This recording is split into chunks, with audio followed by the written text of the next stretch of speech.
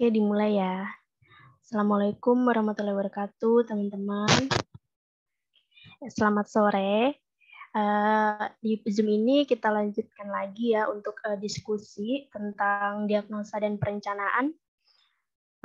Bisa dilanjutkan kelompok 1, silakan untuk share screen bagian diagnosa.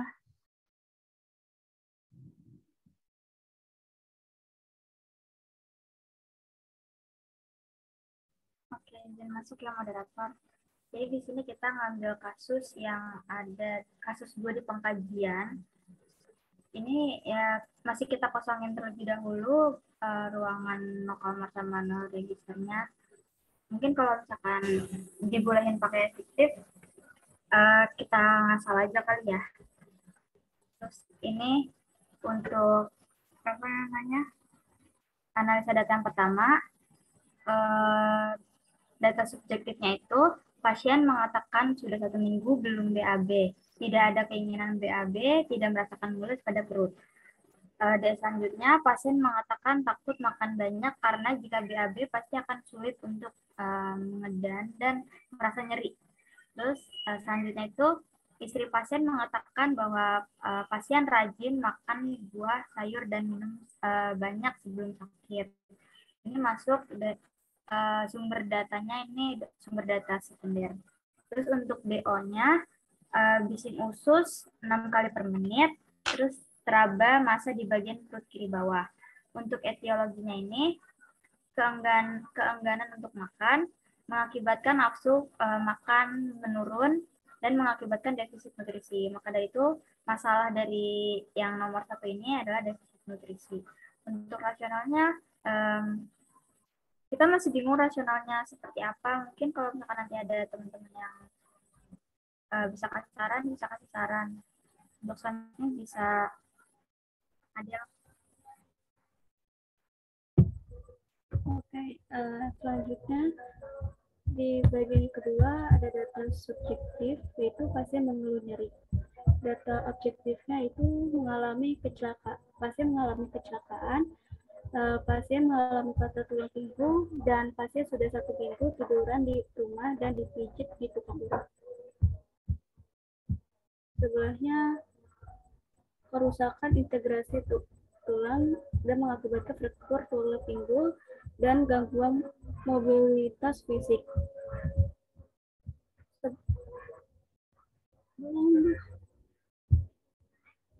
Sebenarnya gangguan mobilitas fisik itu sebelah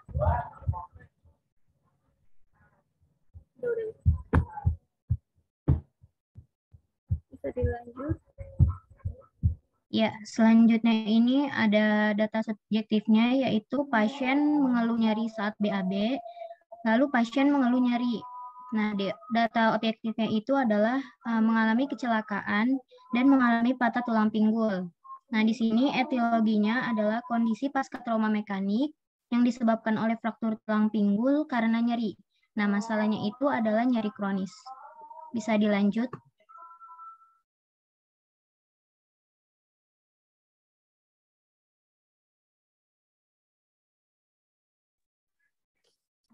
Baik, untuk selanjutnya itu ada diagnosa keperawatan. Yang pertama itu defisit nutrisi yang berhubungan dengan keengganan untuk makan yang dibuktikan dengan nafsu makan menurun. Nah, tanggal ditemukannya itu diperkirakan tanggal 10 Mei tahun 2022 dengan paraf dan nama perawatnya itu Adinda Cahya Mutiara. Ini bisa dilanjut.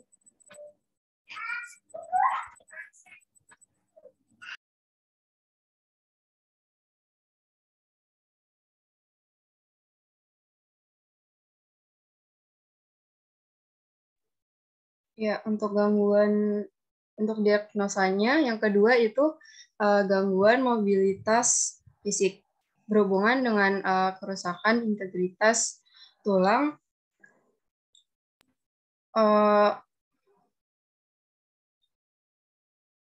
didasari dengan patah tulang pinggul.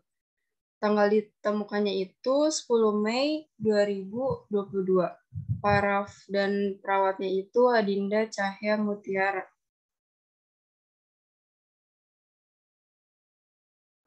Untuk yang terakhir itu ada nyeri kronis berhubungan dengan kondisi pasca trauma mekanik ditandai dengan fraktur tulang pinggul. Ini masuk ke diagnosis nomor D0078. Untuk tanggal pemeriksaan itu kita pakai tanggal hari ini 10 Mei 2022 karena kebetulan di kasus tersebut nggak ada tanggal ya. Terus di tanda tangan paraf ini tergantung sesuaiin aja ya sama nama kalian nanti.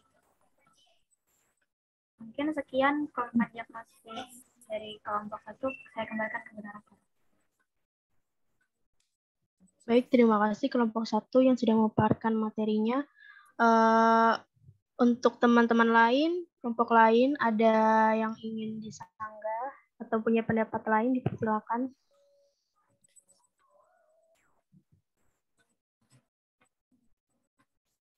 Ya, masuk Elsa. Iya, silakan. Ini sebenarnya gue juga masih bingung tadi nyeri di bagian nyeri. Iya. Ini bingung antara nyeri kronis atau nyeri akut. Tapi kalau misalkan dari kasus itu kan bilangnya dia tuh udah sakit dari 1 minggu yang lalu ya. Iya. Nah terus nyerinya itu pas bergerak sama pas mau BAB aja. Itu menurut yang lain mungkin lebih masuk ke nyeri kronis apa nyeri akut ya? Yang karena paling masih gawat agak 50-50 gitu loh. Iya, yang paling parah itu dinamai nyeri kronis apa akut? Kalau nyeri kronis itu nyeri yang udah lama hilang timbul gitu. Kalau nyeri akut kan yang saat itu terjadi juga kayak misalkan luka pasca operasi. Itu tadi nyeri yang di kasus udah jadi berapa lama? 1 minggu. Yang lalu. Terus dirasainya tadi pas apa? Pas bergerak sama pas pengen BAB tuh dia merasa nyeri. Kita kalau mau ngeden gitu.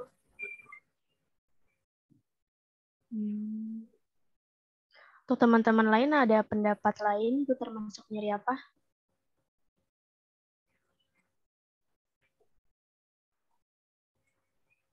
Kalau hasil diskusi tadi yang sama kelompok kecil sih lebih ke nyeri kronis, cuma masih agak ragu-ragu gitu loh.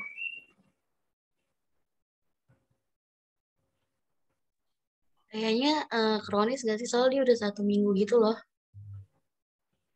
Oke. Ini aman lah ya. Berarti sepakat nyeri kronis ya semua? Ini aman ya, jadi diagnosanya cuma ada 3. Iya. Ini kalau misalkan diurutkan dari hierarki Maslow, ini nutrisi dulu, habis itu gangguan mobilitas, baru nyeri kronis ya urutannya. Oke. Ada lagi pendapat lain? Ada yang ingin disanggah dari kelompok 2 atau teman-teman dari kelompok 1 ada yang masih diragukan lagi, bisa didiskusikan kembali.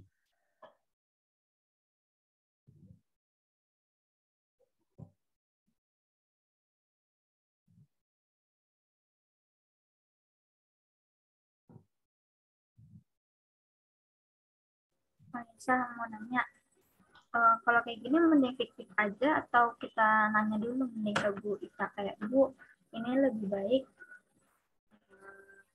Itu kayaknya nggak terlalu diitin banget ya, nggak terlalu penting ya, soalnya ya nggak apa-apa, fiktif juga nggak apa-apa.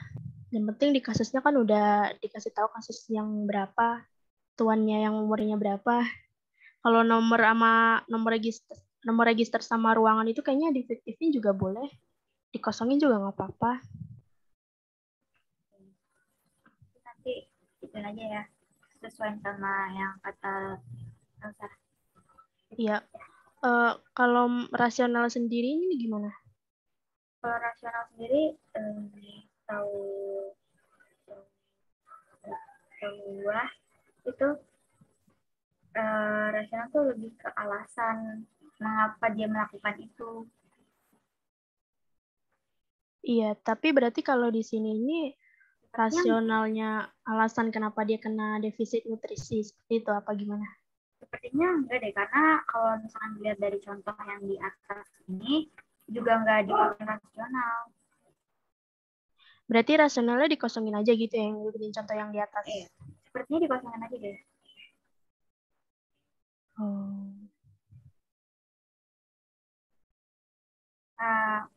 Waktu itu sempat nanya gitu kan, rasional itu apa? Waktu itu mamanya gue ngasih contoh gitu, kayak misalkan biasanya tuh rasional tuh ada di implementasi gitu loh. Implementasi. Jadi misalkan melakukan pijat di punggung. Nah, rasionalnya itu melakukan itu dikarenakan agar merelaksasikan peredaran darah seperti itu mungkin. Iya. Tapi kalau di sini bukannya masih bisa ya dikasih rasionalnya. Ini kan masalah defisit nutrisi ini kita sendiri kan yang nentuin, bukan dari kasus. Iya. Dari kasus. Dari kasus. Tapi dari ada kan kasus. data penunjangnya kenapa dia defisit nutrisi? Iya, ada. Karena apa? Takut makan banyak, karena jika BAB pasti akan sulit. Iya. Bisa ditulis rasionalnya, defisit nutrisi. Kenapa nulis defisit nutrisi, rasionalnya bisa ditulis dari ini, data subjektif, data objektif yang kita peroleh. Bisa kan kayak gitu ya? Berarti rasional, izin masuk ya, berarti rasional ini bukan sih yang takut makan banyak karena jika BAB pasti akan sulit untuk mengedan dan merasa nyeri, bukan sih berarti rasionalnya? Ya, iya bisa kayak gitu. Kalau orang kayak gitu kan pasti ya jarang makan nanti kan, defisit itu sih jadinya. Bisa ditambahin. Kata-katanya gimana ya? Pakai dari pasien.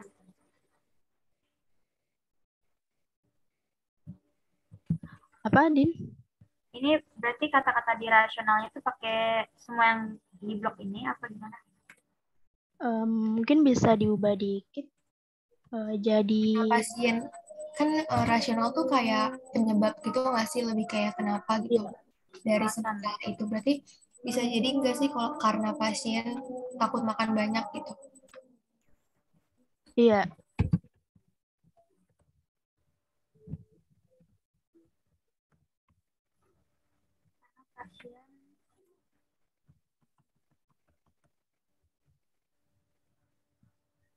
Ya, satu aja udah cukup kan? Kayaknya cukup. Ya, lanjut ke masalah lain lagi, gangguan mobilitas fisik ya. Ya, mengeluh nyeri bisa, alami patah tulang pinggul, dan alami patah tulang pinggul. Kalau kecelakaan gimana, kan kayak penyebab utamanya itu si pasien ini tuh gara-gara kecelakaan gitu bukan sih? Iya, tapi kan kalau misalnya orang baca kecelakaan nih, kecelakaannya apa dulu nih, ada yang diakibatin nggak gitu. Kalau misalnya kita nulis patah tulang pinggul kan berarti udah jelas gitu. Emang itu gangguan di ekstremitas dia, jadi bakal bisa nyebabin gangguan mobilitas juga gitu. Oke. Itu boleh kan ya? Boleh. Seperti ini ya? Iya.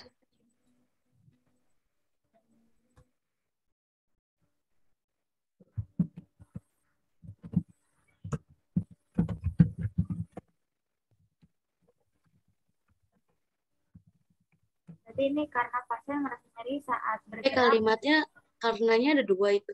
Karena pasien merasa nyeri karena mending disebabkan. Iya, bisa disebabkan patah tulang pinggul.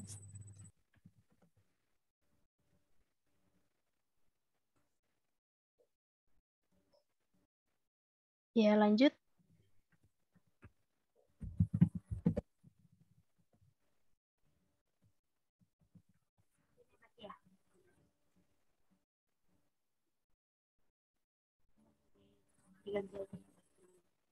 Jadi udah ya. Ini aman ya berarti ya? Iya. Udah, ada lagi? Cukup gitu aja dia.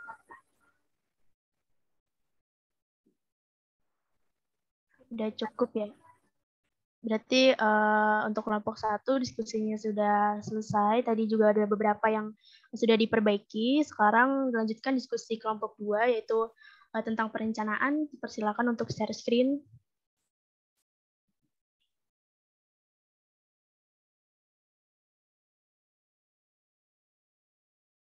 Ya baik, sebentar. Oke.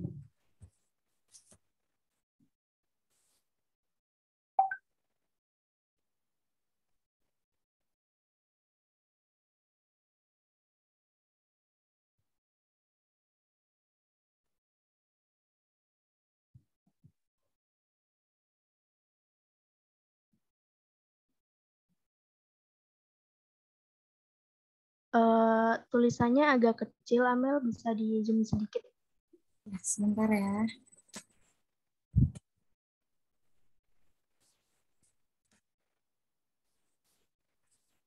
Ya, kayak tadi.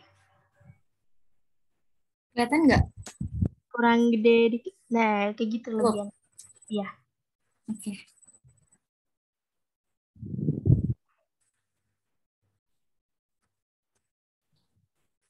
Ya, silakan. Ya, selanjut untuk latihan untuk memperdalam pemahaman saudara mengenai materi praktikum di atas.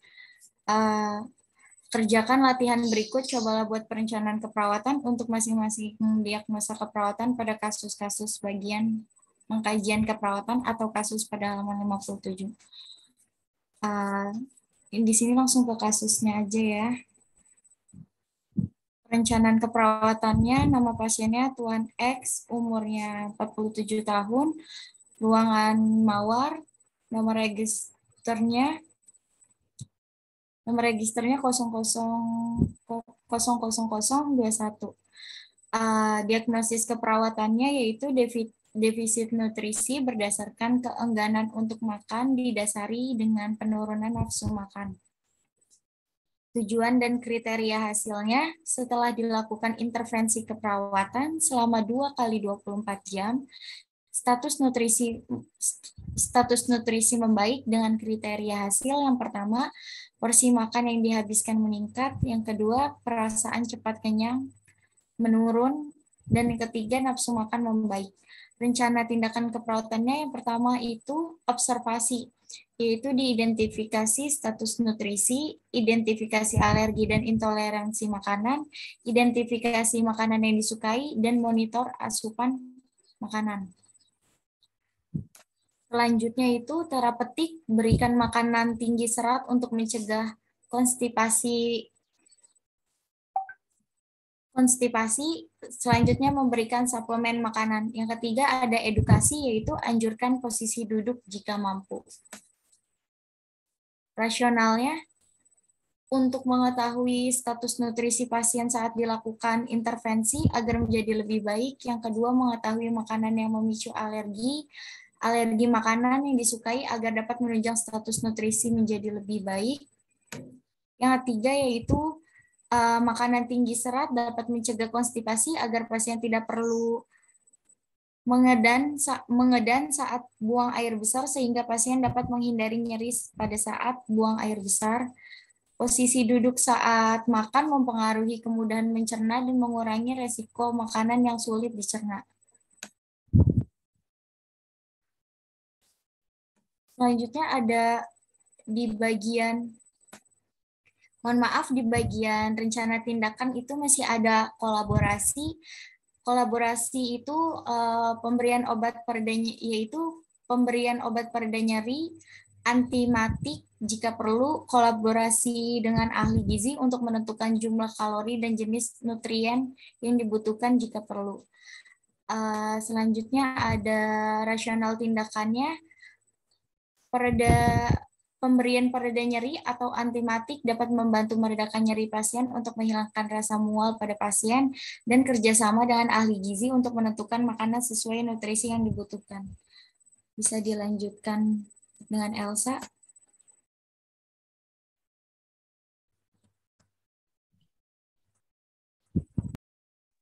Silakan, Dea. Nyeri kronis berhubungan dengan kondisi pasca trauma mekanik dengan faktor tulang pinggul. Tujuan dan kriteria hasilnya setelah dilakukan intervensi keperawatan 2 kali 24 jam, nyeri kronik menurun dengan kriteria hasil. Yang pertama itu kemampuan menuntaskan aktivitas meningkat. Kemudian keluhan nyeri menurun dan meringis menurun. Kemudian rencana tindakannya yaitu pertama ada observasi, identifikasi lokasi, karakteristik, durasi, frekuensi, kualitas, dan intensitas nyeri. Yang kedua ada, boleh ke bawah dikit. Kemudian identifikasi skala nyeri, identifikasi respon nyeri nonverbal, identifikasi faktor yang memperarah dan memperingan nyeri. Kemudian identifikasi pengetahuan dan keyakinan tentang nyeri, dan identifikasi pengaruh nyeri pada kualitas hidup, dan monitor efek samping penggunaan analgesik. Kemudian yang kedua itu ada terapeutik, yaitu berikan teknik non-farmakologi untuk mengurangi rasa nyeri. Kemudian kontrol lingkungan yang memperlambat rasa nyeri. Kemudian fasilitasi istirahat dan tidur. Yang ketiga, ada edukasi, yaitu pertama jelaskan penyebab periode dan pemicu nyeri. Kemudian jelaskan strategi meredakan nyeri, dan anjurkan teknik non-farmakologi untuk mengurangi rasa nyeri. Dan yang keempat itu ada kolaborasi dalam pemberian analgesik jika diperlukan. Dan rasional tindakannya observasi yaitu untuk mengetahui lokasi, karakteristik, durasi, frekuensi, kualitas, dan intensitas nyeri. Kemudian untuk mengetahui skala nyeri yang dialami pasien. Lalu untuk mengetahui respon yang ditimbulkan dari nyeri secara nonverbal, dan untuk mengetahui faktor apa saja yang memperparah dan memperingankan nyeri. Lalu untuk mengetahui sejauh mana pengetahuan dan keyakinan pasien terhadap nyeri, untuk mengetahui apa saja pengaruh nyeri pada kualitas hidup pasien, lalu untuk mengetahui efek samping yang timbul dalam penggunaan analgesik. Kemudian tindakan rasionalnya terapeutik yaitu untuk memberitahukan teknik yang digunakan untuk mengurangi nyeri pada pasien, terutama teknik non-farmakologi. Lalu untuk mengontrol lingkungan di sekitar pasien yang memperlambat, boleh ke bawah.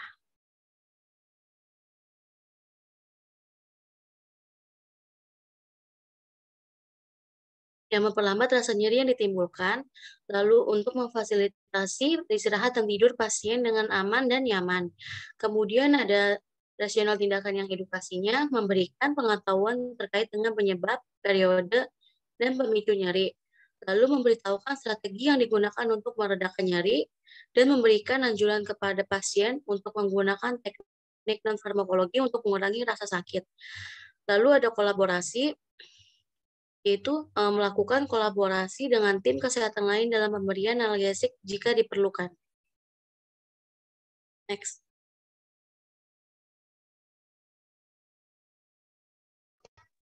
Oke, selanjutnya yang ketiga, gangguan mobilitas fisik berdasarkan kerusakan integritas struktur tulang, gerakan yang terbatas. Untuk itu, setelah dilakukan intervensi keperawatan selama 3 kali 24 jam, mobilitas fisik meningkatkan dengan kriteria hasil. Yang pertama itu rentan gerak meningkat, yang kedua nyeri menurun, yang ketiga gerakan terbatas menurun. Nah, untuk bagian yang pertama itu ada observasi, yaitu identifikasi adanya nyeri atau keluhan fisik lainnya.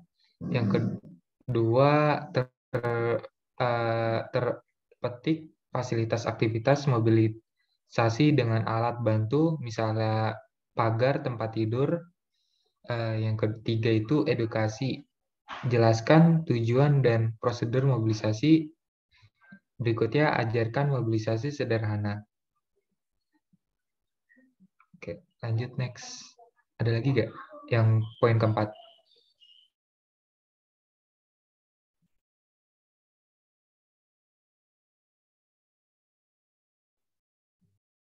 Sepertinya sudah selesai. Gak ada, Kak. Ini sampingnya udah. Maaf, maaf.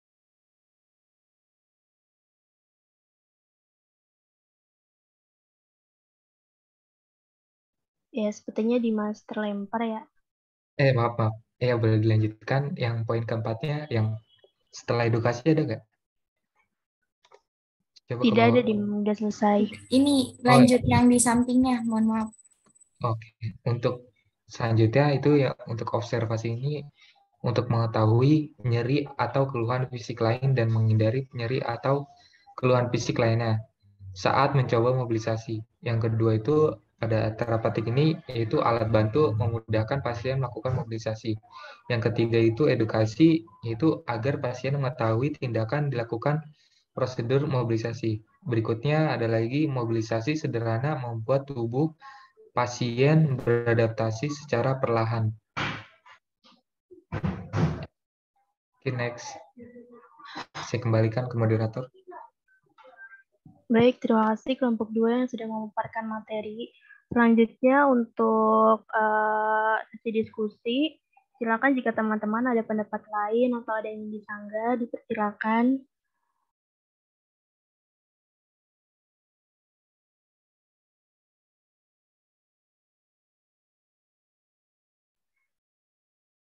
Ayo teman-teman, apakah ada yang ingin dibahas atau menurut teman-teman lain ini udah benar?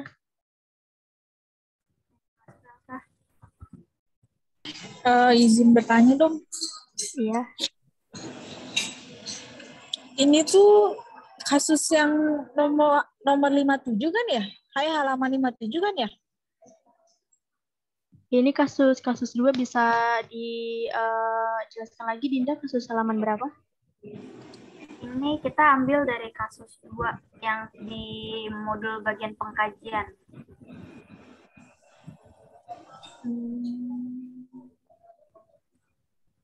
Ya, ada yang ingin ditanyakan lagi, Clarissa? Salah.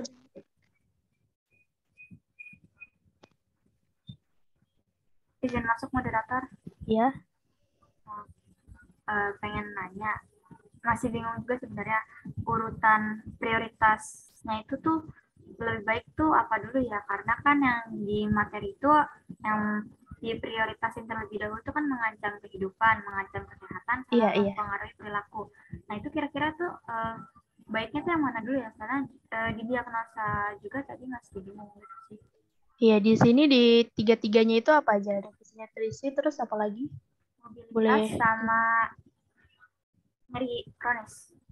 Kurang terdengar? Tidak. Itu ada defisit nutrisi, gangguan mobilitas sama nyeri kronis. Nyeri kronis. Iya.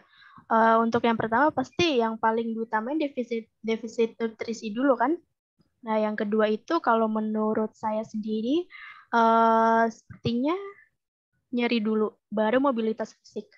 Kalau kita udah atasin nyerinya, pasti orang itu kan bisa aktivitas. Kalau misalnya kita atasin mobilitas fisiknya, terus nyerinya belum diatasi, sama aja nggak bisa, gimana ya? Pokoknya mobilitas itu tergantung nyeri atau enggaknya gitu.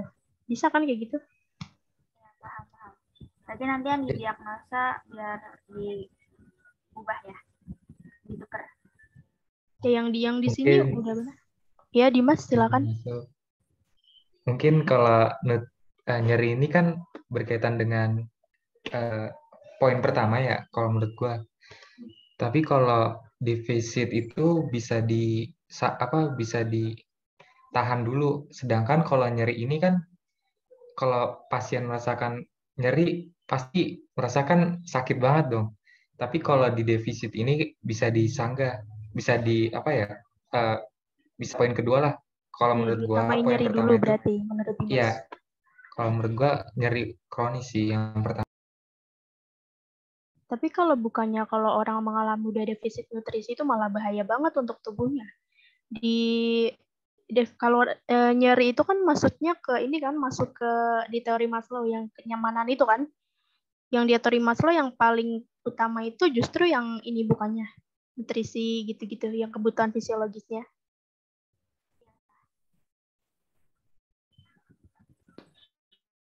Ya, ada yang ingin dibicarakan, Dinda? Ya, cuma jawab iya. Oh iya. Jadi bagaimana, Dimas?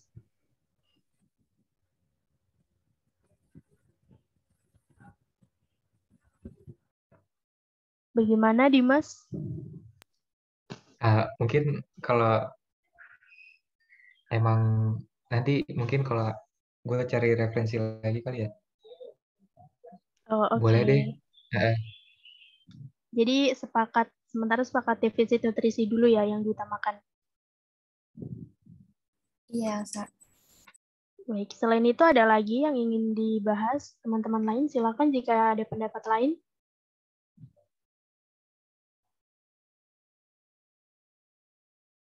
Izin masuk moderator. Ya, silakan Dinda. Tadi di bagian defisit nutrisi yang kolaborasi. Ya, bisa di scroll bawah biar lihat. Di rencana tindakannya.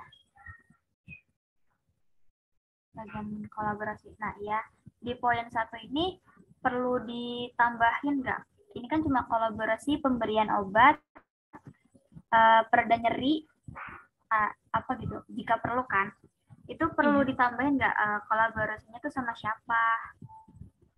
Sama perlu ditambahin kayak kolaborasi sama dokter dan pihak farmasi tidak? Apa seperti itu aja cukup? Mungkin boleh ya ditambahin dengan dokter dan pihak farmasi. Bisa diketik ditambahin situ. Nah, kan yang poin kedua ada itu kolaborasi dengan ahli gizi. Iya.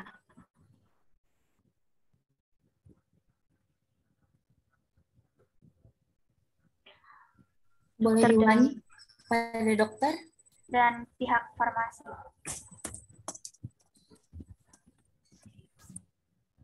Kan kalau misalkan obat pasti menyangkut dokter dan pihak farmasi juga kan ya. Dokter untuk meresepkan obat sama farmasi yang meracik obatnya. Mungkin kalimatnya antiemetiknya bisa ditaruh di samping tulisan obat. Kolaborasi pemberian obat antiemetik pereda nyeri pada dokter nyeri gimana ya kalimatnya, berkolaborasi dengan dokter dan pihak farmasi.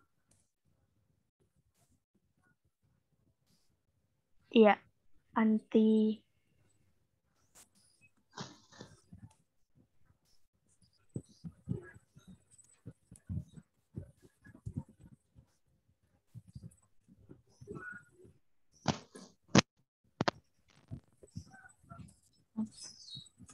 atau antinya itu dimasukin ditaruh di setelah pereda nyeri. Jadi kolaborasi pemberian obat pereda nyeri buka kurung antimatik. Kayak gitu. Iya benar.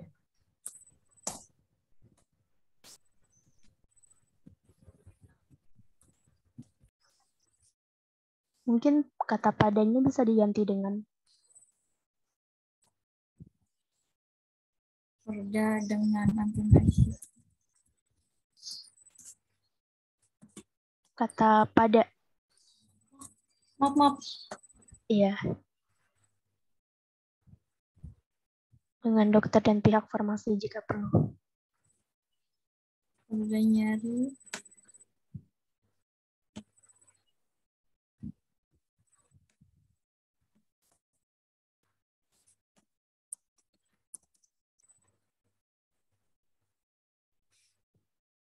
Ya, sudah sepakat seperti itu ya.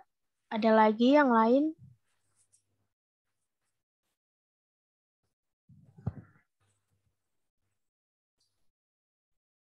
Mungkin bisa sambil scroll ke bawah, ambil.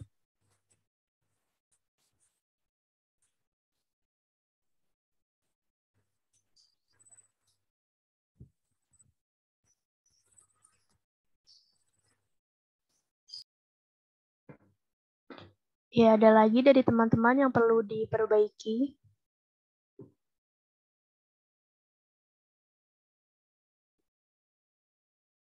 Untuk poin 3 Mel yang di 0054 ya. Scroll ke bawah lagi.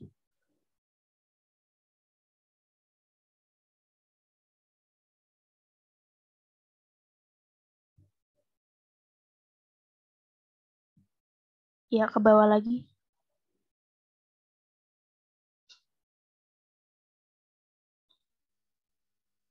Ya, di sini baru observasi, terapeutik, edukasi, kolaborasinya belum ada. Yang di poin ini, dari teman-teman lain ada yang ingin ditambahkan?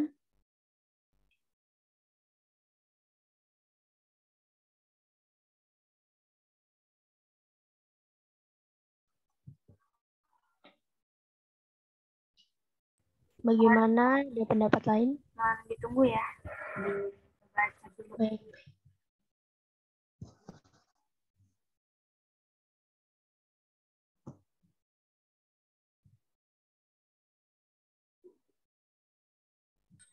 Bisa naikkan dikit nggak?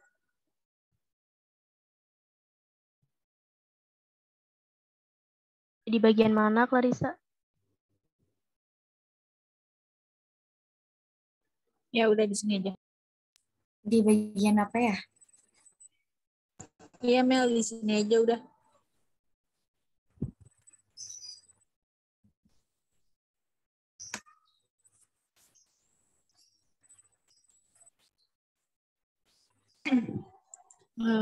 Kalau kolaborasi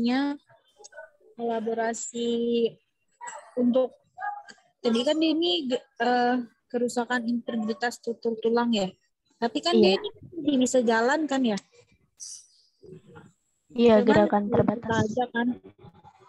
Kalau kolaborasinya kita tambahin untuk yang latihan dengan kruk dan lain-lain gitu bisa nggak sih? Jadi kolaborasi dengan perawat untuk belajar jalan dengan normal. Izin nambahin ya Kak Arisa, mungkin bisa kolaborasi dengan pihak fisioterapi. Iya, betul, fisioterapi. Fisioterapi untuk melakukan latihan-latihan. Ya, Ya, seperti bisa, itu maksudnya. Bisa langsung scroll ke bawah aja, diketik di bawah.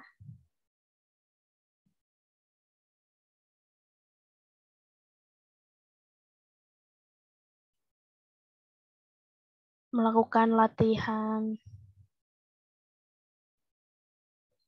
Ya, apa tadi Dinda Cahya? Ya, mungkin kata-katanya berkolaborasi dengan pihak fisioterapi untuk melakukan latihan dalam mobilisasi. Ya, mungkin seperti itu. Apa Latihan ada yang mobilitas gerak.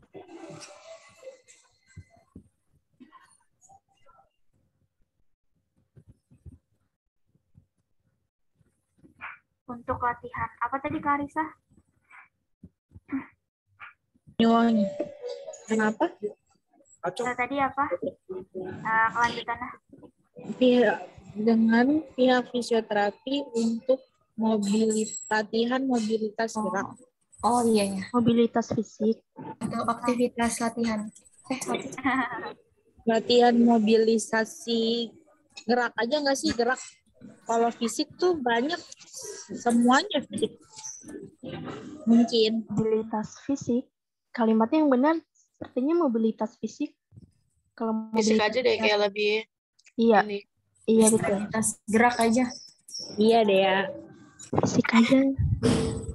Fisik aja. Fisik aja. Berarti latihan mobilitas gerak. Fisik, maaf. Iya, betul.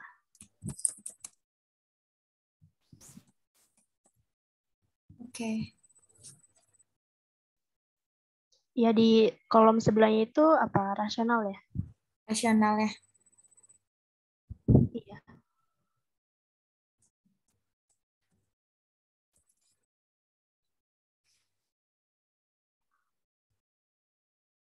Untuk membantu klien. Untuk memperlancar klien dalam bergerak kembali. Untuk memperlancar. Untuk membantu klien mengembalikan untuk mobilitas geraknya dengan normal. Untuk membantu aja. Membantu mengembalikan dalam mengembalikan apa memulihkan kondisi memulihkan Ya, kondisi. dalam memulihkan ya, memulihkan. Memulihkan kondisi ya, kondisi untuk membantu kalian dalam memulihkan Kenapa tidak memulihkan mobilitas fisik saja? memulihkan mobilitas fisik. Lebih ke mobilisasi nggak sih, bukan mobilitas. Memulihkan mobilisasi ya? Mobilisasi. Iya, fisiknya bisa dihapus, kan mobilisasi aja nggak apa-apa. Terus kayaknya untuk kliennya diganti jadi pasien, karena di atas juga udah pasien kan. Iya, boleh. Ada lagi? Mungkin di bagian itu cukup seperti itu saja ya.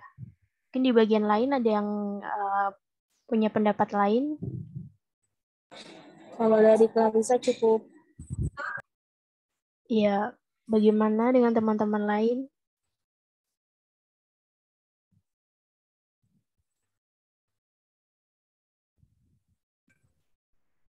Dari datanya juga cukup sah. Sepertinya tadi ada yang bicara ya, cuma volumenya kecil. Ya, mungkin dari datanya juga cukup sah. Baik. Bagaimana teman-teman yang lain? Ada yang ingin didiskusikan lagi? Moderator, silakan. sudah cukup. Baik. Jadi udah cukup sampai di sini saja pembahasannya. Tadi juga udah ada beberapa yang diperbaiki. Mungkin sampai sini aja pembahasan diagnosa dan perencanaan. Bisa di-close share screen-nya. Ya, terima kasih teman-teman atas partisipasinya dalam diskusi kali ini. Terima kasih juga untuk kelompok 1 dan kelompok 2 yang udah memaparkan. Mungkin bisa disudahi saja pertemuan Zoom ini. Terima kasih. Wassalamualaikum warahmatullahi wabarakatuh. Bisa di stop record.